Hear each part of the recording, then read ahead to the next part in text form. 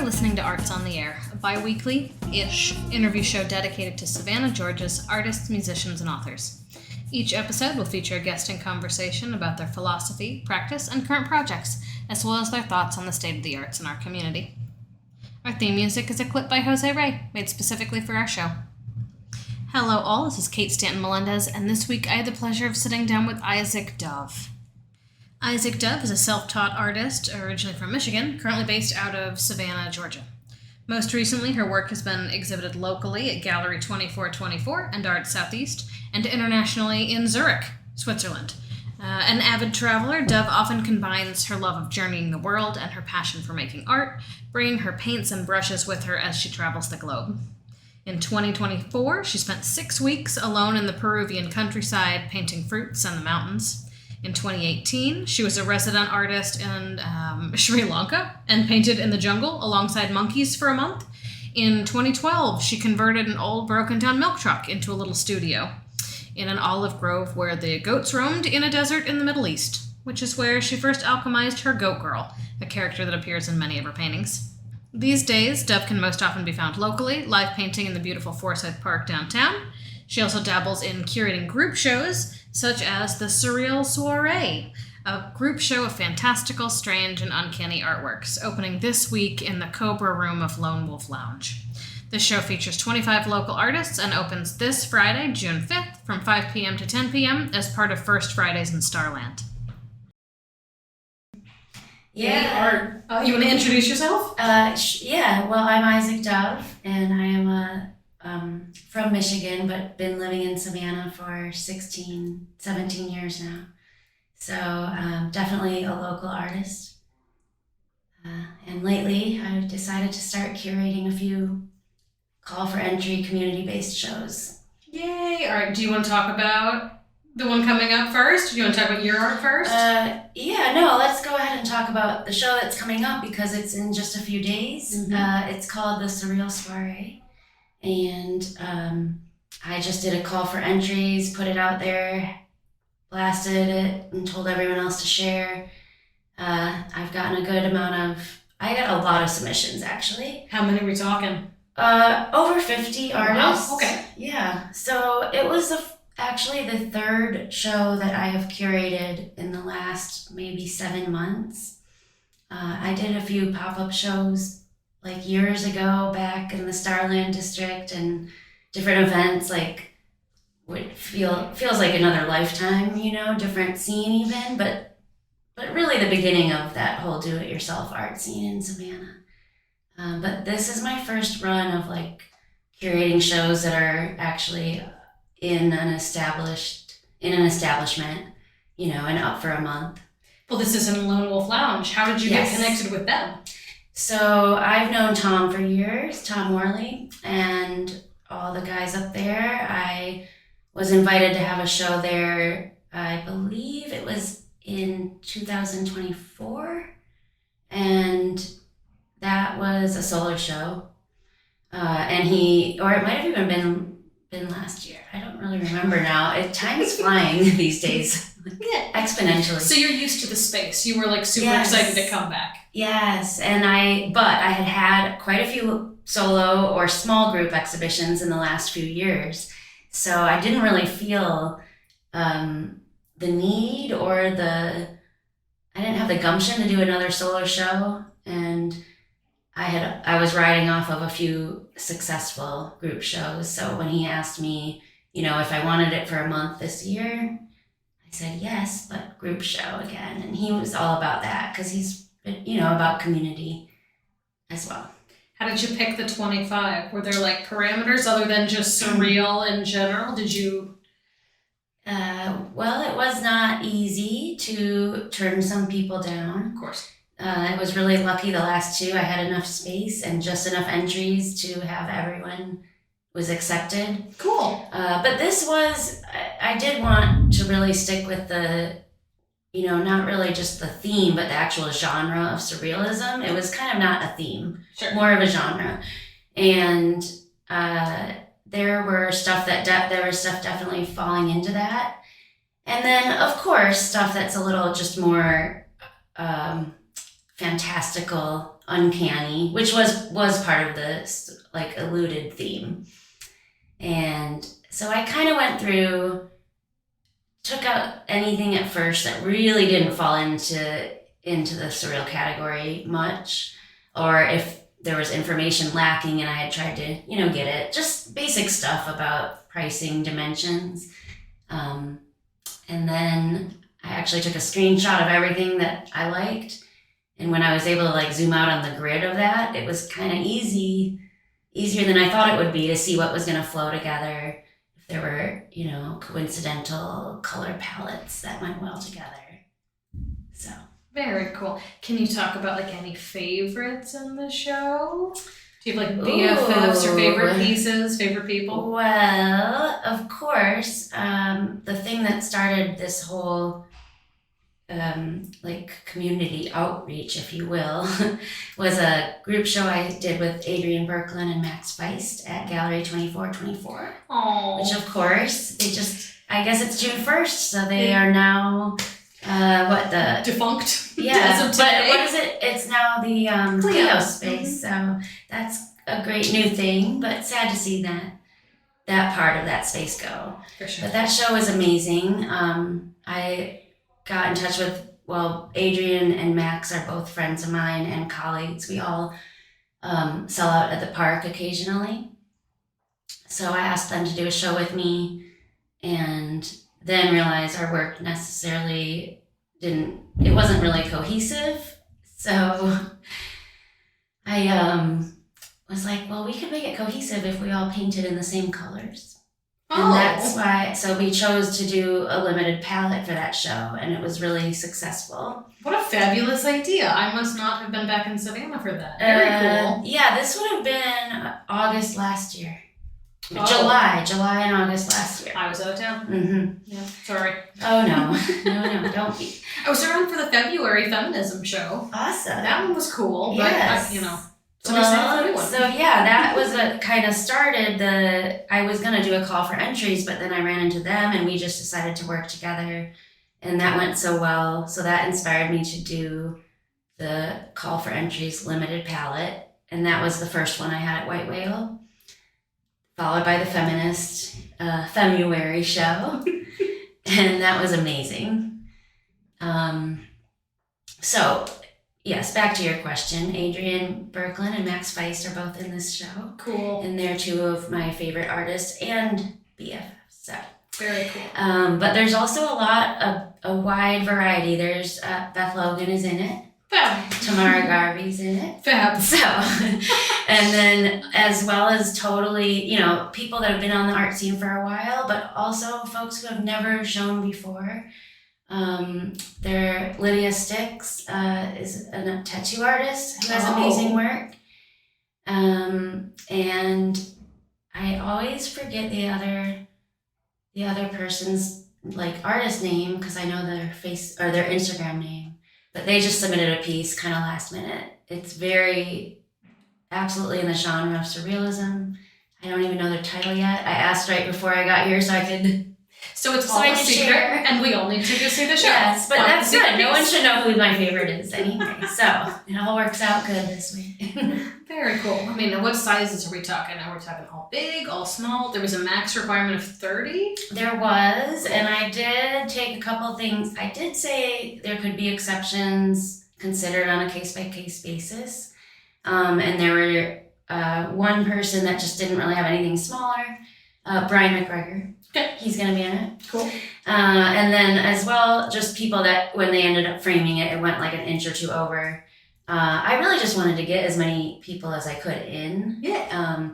But the space is limited, but I've packed a lot in there before. I've helped hang like Brother Bruce's show and of course hung my own show.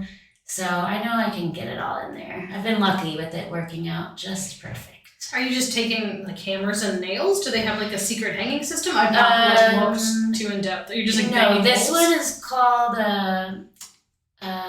I forget the name. It's like a pulley, or I don't know. It like slide. It's like hooks that go on the top. Oh, so I just haven't noticed. And then it you before. can like adjust the hooks up and down as well. Very it's cool. a really great hanging system. Super easy to install. Very cool. Yes. It must be so well done there normally that I did not realize that there was a...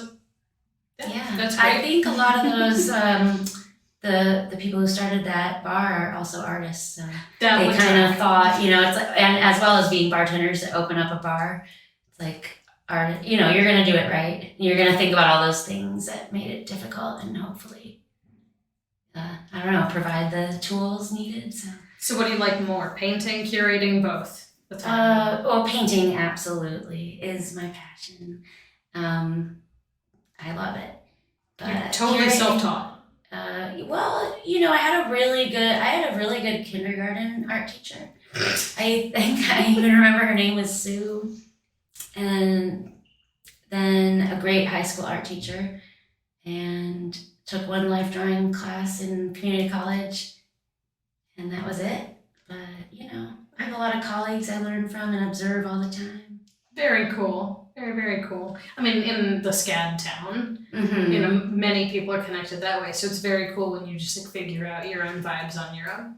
Yes. Yeah. Not that we don't like SCAD. We love SCAD. Of course. SCAD professors. I think if it wasn't for SCAD, I probably couldn't do what I do as a freelance artist here, because they do help bring a lot of art-focused attention here. For sure. And you paint in the park? I do. Is that how you make most of your own art sales? Yes. I mean, whether it's through the donation-based program out there or the connections and the exposure that I get out there, you know, I do get a lot of commission work or return customers that find me online and, you know, order from me personally. But it wouldn't be that way without the exposure out there. That's very true. And I also certainly, you know, do move a lot of artwork out there, a lot of originals and prints of my stuff. Very cool. Are you out there most Saturdays? Yes, every Saturday, and often Fridays, and maybe Monday or Tuesday. Oh, well, like a lot of 3 to 4 days a week. Very cool. Mhm. Okay. Very nice. Aw. How big are we talking? Like you have to carry it. Yeah. Oh, at the park? So, yes, at the park I have, my prints are 8.5 by 11, and I do a lot of small, like 4x4, you know, 5x7 paintings for easy carrying and packaging.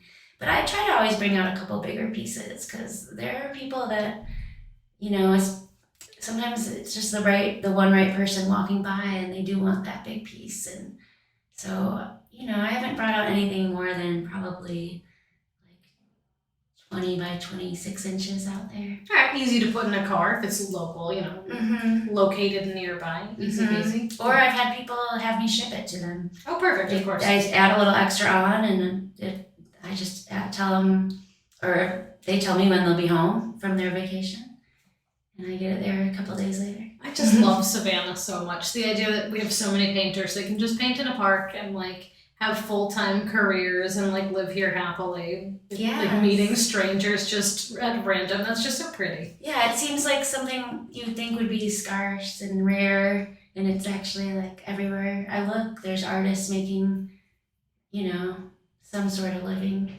off their art. What's the weirdest thing people have asked you to do as a commission?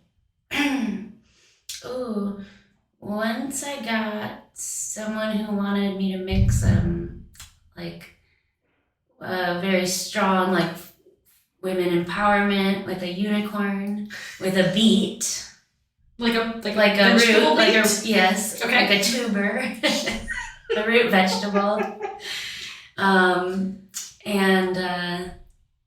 part of the woman's she wanted it to be turning her like golden, but it was a commission for a friend who had beaten some sort of skin cancer thing.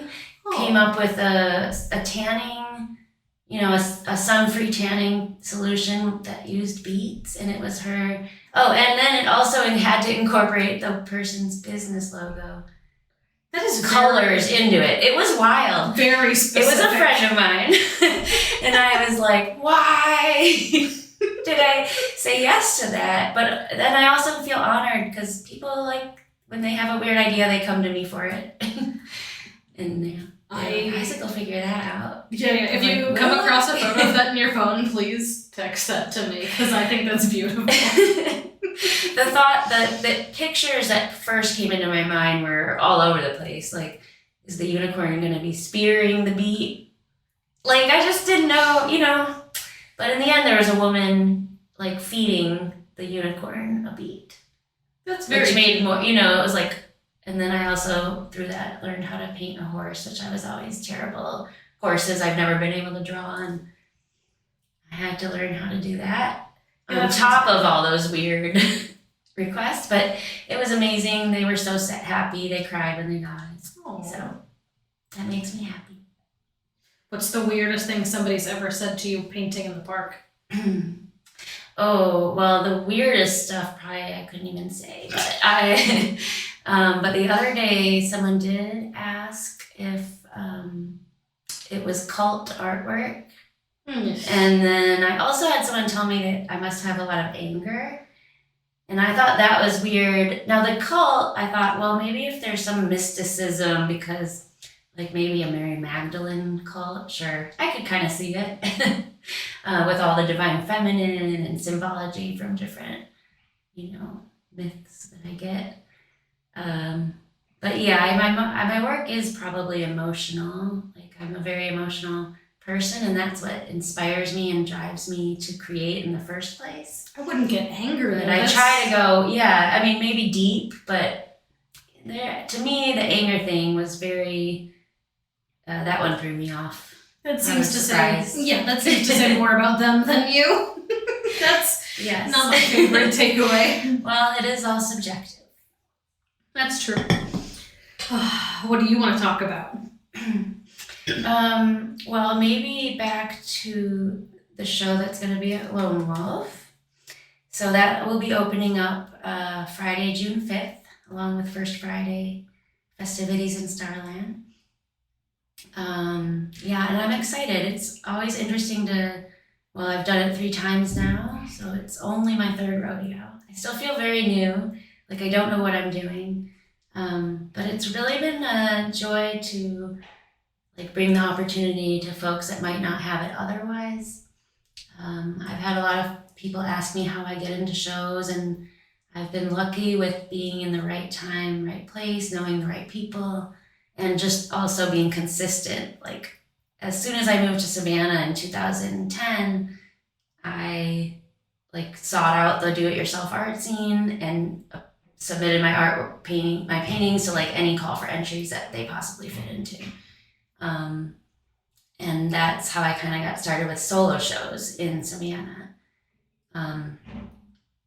I just have had people, it was their very first time ever hanging their artwork on a wall. And some of them have expressed what it means and said, thank you for all you do. And I didn't even know I was really doing that much, but it was a nice reminder that every little thing we do to build community, to support each other as artists, and just, encourage creativity and individuality. So that makes me feel gratified.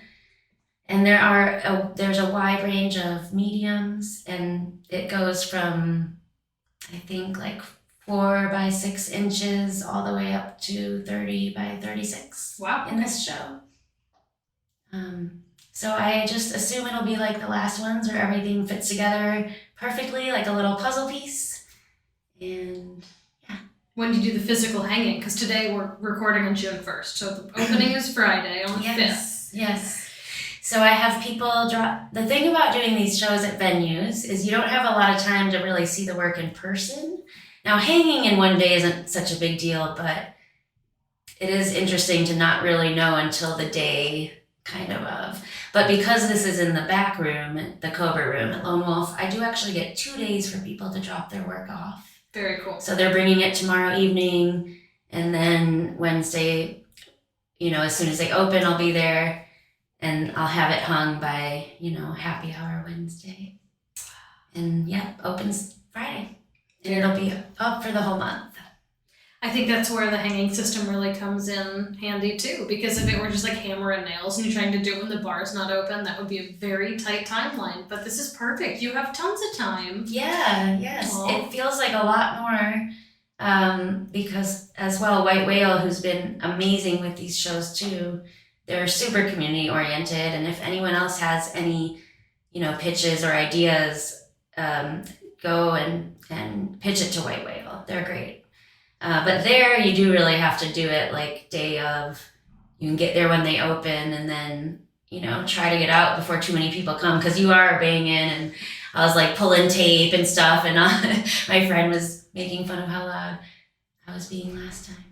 And you have no room for. But I'm hanging 50 pieces of artwork in 2 hours, so I'm gonna be a little loud. And there's no math there. You can't do it, so like everything's just a little bit off. It's like, you gotta get it perfect. That never happens. Yeah, that one was amazing. It wasn't a coordinated color palette, but it went together so well. But hey, that's feminist for you. Yes. So you have all of the month of June at Lone Wolf. That is so exciting. I love that they're doing, it's a 70-30 split. This one's 70-30, yeah. That is so nice. I mean, what a great thing for them to do for the community. Yeah. What a great advertisement for other artists listening to show their work up there, because that is a heck of a split. What nice people. It is. They are doing it for the community. And that is, some businesses acknowledge that their main business is the food or bev. Alexander's Bistro was the same. They give the artist 100%. Wow. As does White Whale.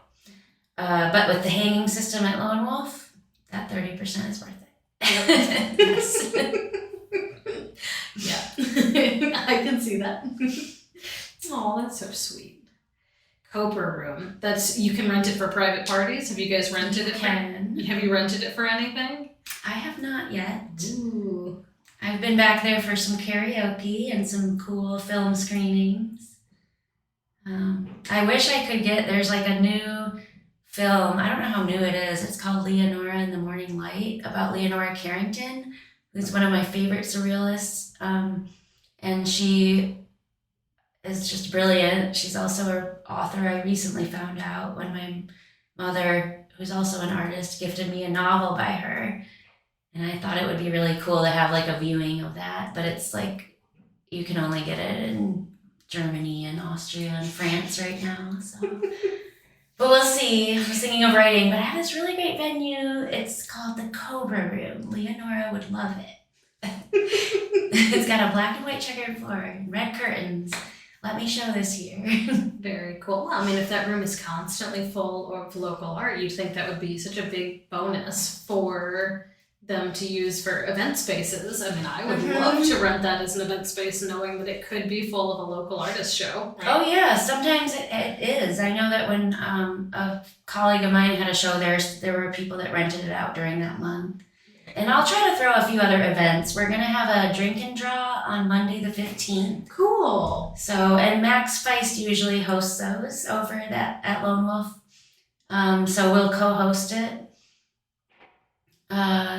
And then Tom is planning some kind of midsummer solstice party up there on the 20th of June, I believe. Cool. With some Midsummer Eve's Dream theme.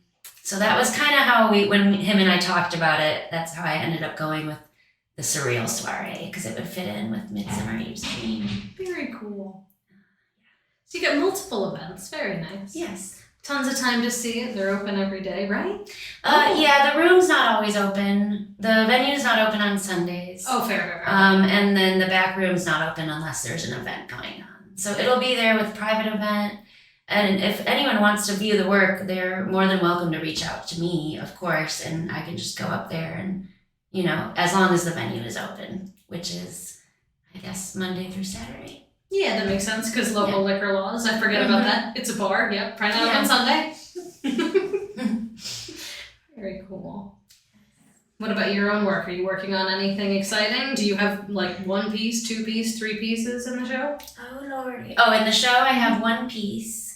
But I think I'm gonna put in another like small one that was used as the flyer or like, the promotion.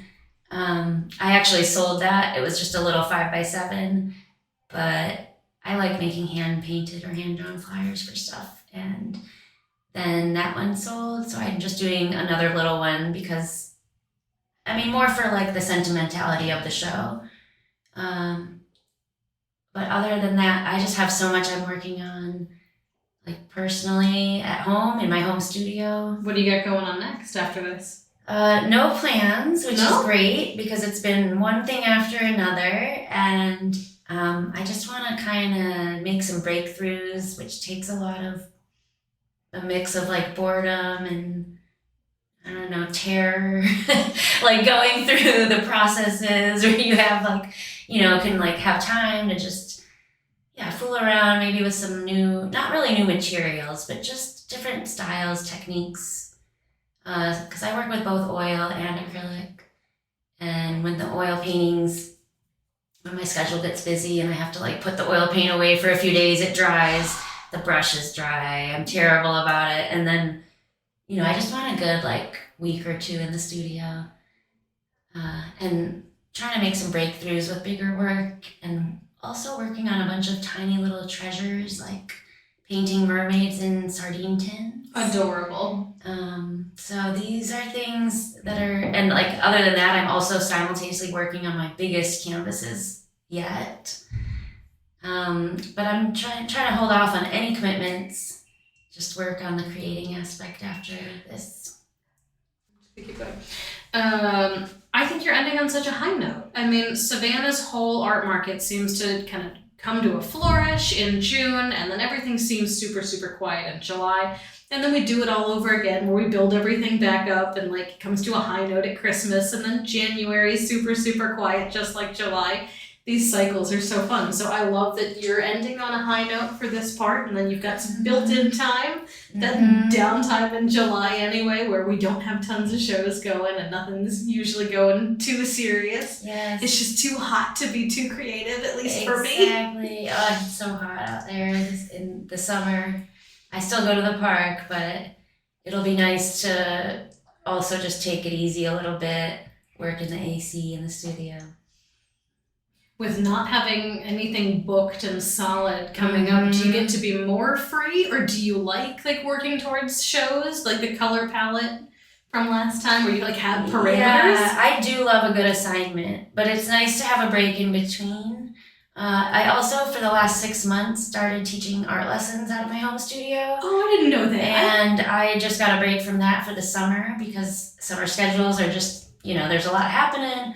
So I'm having a whole, between that and no more curated shows, I feel like I'm going to stick with sort of the schedule, but with the creative freedom to be working in the studio, so I'll kind of have that discipline down with having a packed schedule, and I can just roll with it. I'm pretty good about doing my art like a business, making it something that I do it every day. Maybe I have one day off a week, and then I might paint still because I love painting.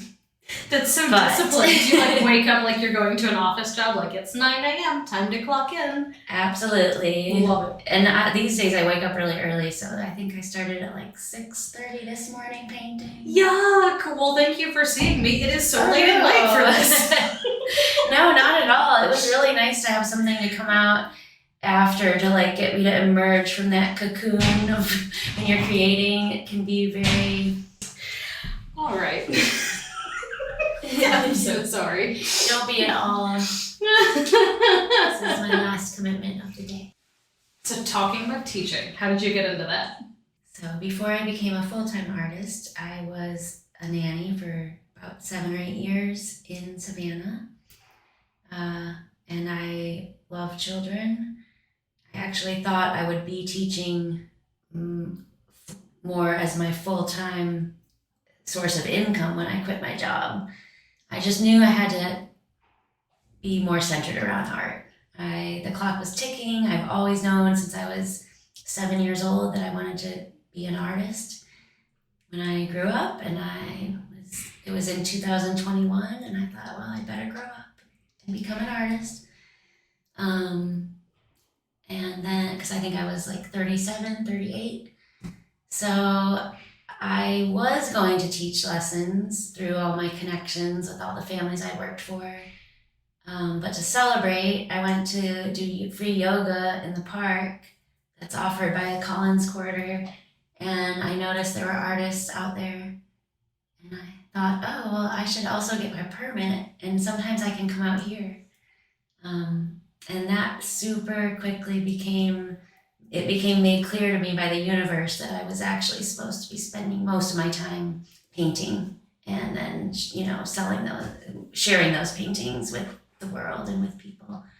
But the lessons have really come in handy as a supplemental income. And it's nice to be with kids, part-time still, because I love kids.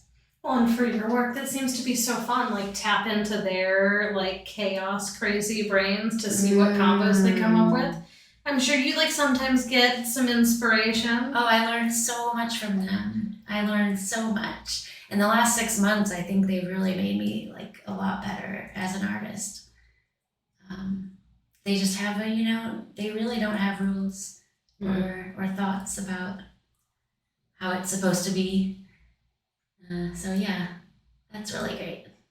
And I love that seeing the artwork in the park led you to a new path. That must feel so just destiny fulfilling. Yes, very kismet, serendipitous. I thought I had remembered when my friend Becca Cook, who used to live here and do a lot of amazing art things here, she once was just out in the park knitting. I don't think she was making any monetary donations, but they came by and said, you have to have a permit. And that's how she found out about it. And that's, was a little inkling in my brain, but I hadn't really thought of it in a couple of years till I saw those other artists out there. And then, this was in 2021. There were only 5 to 10 painters at that time. A couple jewelers. It's really blown up since then, of course. It's a whole different game out there now. I'm glad I started when I could just go out with a little backpack and a rug and a very flimsy easel that I weighed down with bricks that I hid in a bush. And that is how I started. And I don't think with how many folks are out there now with their tables and the displays, there's no way I would have made it if I had started out now. So I'm glad I did when I did. But the program is evolving beautifully as well. It brings so many people, the tourists know about it and they love coming out there.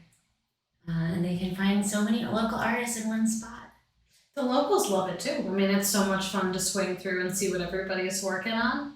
Mm-hmm. It's such a nice office you have. Yes, it's my favorite office. The oak trees all around and, people that are generally happy to be there. So yeah, really grateful for both the art lessons, the park, and everything that has come from just dedicating my full time to art has been life-changing in the obvious ways, but also just with gratitude and even being able to just know I can do what I need, meditate, eat well, and have a roof over my head, all by doing what I love. That's the dream. Very gratifying. Living the dream. Do you have any fun tips or tricks that you've learned? So I do not have an art degree either. I have an art history and museum studies background. So I'm a curator background. Okay. So I love when artists, everybody knows a piece of a puzzle that nobody else knows. It's such a niche industry where there's always tricks that people have learned throughout the years that they haven't shared with others or something they've recently discovered. Is there something new or technical you can teach me that I maybe don't know? Well, technical, I don't know. I guess I would say one of the things that I return to are wild color combinations. Perfect. And so I don't have the training to really know. I mean, of course I know the color wheel and basic complementary things, but I don't know much about color theory or I don't think I do, but I realize that I do when I start learning it, and I see I've been doing that kind of stuff. So go with your instinct, but like push yourself. And when you think it's a little weird, find like the last weird thing that you need to make it cohesive to come back around, you know. All right. Do you have any favorite weird color pairings that like shouldn't work but do? I don't know. I think they all work. I think they really do all work, and that they all should work. Big thanks to Isak Dove for coming to sit down and chat. We had so much fun, but this is a shorter interview because of space. I had a room reserved for us, and we had like a 15-minute-ish interruption where we had to cut all of that. And then saving it, we lost like the last 5 minutes of our interview talking about color theory. So you will all have to go to Lone Wolf Lounge this Friday, June 5th, and ask Isak Dove about her thoughts and tips for color theory on your own. I will see you there, and I can't wait to see the show. It'll be beautiful. Thanks so much to Isak for her time. It was lovely to meet, and I can't wait to see her again soon. Next up is Joshua Yates with the new Savannah Center for Photography that's opening up here in the next couple weeks. So we'll sit down with him here the next couple days, and his interview will come out next week. See you soon, Savannah.